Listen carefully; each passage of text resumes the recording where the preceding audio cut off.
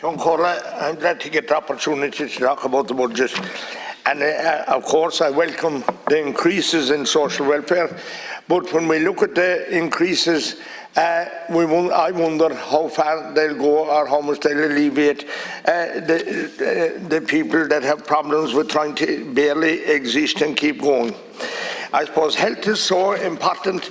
It's the first thing that I will talk about. And we have a lack of GPs in Kerry anyway, and I'm sure it's the same all over the country. And the shortage of nurses in our hospitals and the chaos in A&E, particularly in UHK, where people are waiting hours after hour on trolleys and in chairs, and waiting times for replacement hips, knees, cataracts.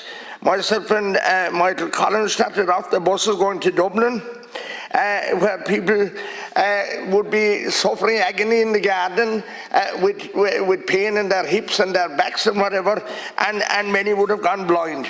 Minor, I'm asking you, there's no minister, no, wherever he's gone.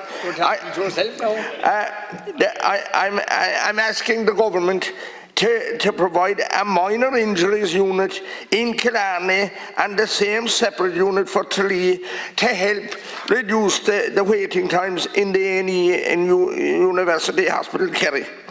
Our disability services are severely lacking, and the people who operate the services, many of them Section 39 workers, are not adequately paid. Residential care is practically non-existent. We had a patient a few months ago. The only place that could be found for her was in County Meath, up against the 6 counties in the north. Child care assistance, which there has been such a debate about, they won't feel any improvement until next September, which is almost 12 months away. Middle-income earners are struggling with the cost of renting, the cost of food, electricity, which these providers have been left run amok and charge what they like, car transport, fuel costs. Many don't qualify for social working. These squeezed middle, they won't get on the social housing list. They can't get planning permission in many parts of Kerry. Your planning regulator is ensuring that. Childcare costs, no help, as I said, and mortgages, interest, the banks are doing what they like, and even though you can't say you can't increase anything because it will drive up inflation, but the banks can.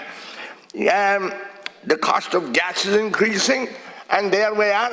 We had one chance in Kerry of ensuring that we would have continuity of supply, and maybe at a lesser price. Shannon LNG, left here Minister for the Environment, stop it, so it gets no go ahead, and it's going to cost you nothing. For the people that suffer depression, here rising the cigarette 75 cents, and I mean that's totally unfair to be blaming them for something, and we can see now that many young people don't smoke because they're aware of the consequences, but there's elderly people there that can't just give them up, and you're trying to drive them into the ground. You're putting up the bag of coal by euro, 20 cents on a tank of diesel for the house. He promised free school transport for all, but there's only some get it. If you're from this country, you'll have to abide by a 2-mile rule to get free school transport. But if you're from another country and you're only a half-mile or 700 or 800 meters from the school, you'll get free transport, taxi or whatever. That's not fair, and that has to be addressed.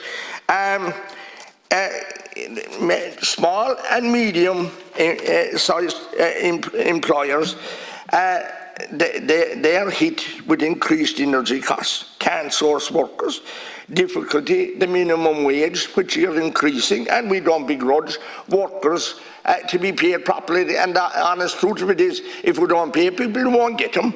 But this should be planned better, and increase it gradually, staged increases every year, and let the employers know where they're going. There's many medium and small businesses. I met a small person with a restaurant the other day. She's closing down because her ESB charge for 48 days was 4,800. That was €100 a day for a small little cafe supplying sandwiches and small food. The cap needs to be increased because many, as I said, can't get on the housing list. Many house owners won't rent because of the tax they have to pay and afraid they won't get their homes back. Minister, I'm asking you to do something about that. Many local young people can't get planning, as I said in Kerry. National roads, areas deemed to be under severe urban generated pressure, are the main things that are causing people not to be able to get planning. 10 miles out from Killarney, same Kilmara, Dingle, government. So the people that want to build a house for themselves just can't. And look, agriculture. We got 17 lines in 64 pages by the two ministers for agriculture. And farmers are being vilified and they're actually being terrorised every day. And you have the likes of President Higgins sticking his nose into what the people, hard-working people, are eating, telling them to eat plant-based foods. I said to him that people working hard need meat. Micheál Martin was in New York and he was worried about global food security. And at the same time, he's calling cows here in Ireland. And the Taoiseach is boasting about eating vegan. That is better for him. So I'm asking, why are they treating the farmers like this?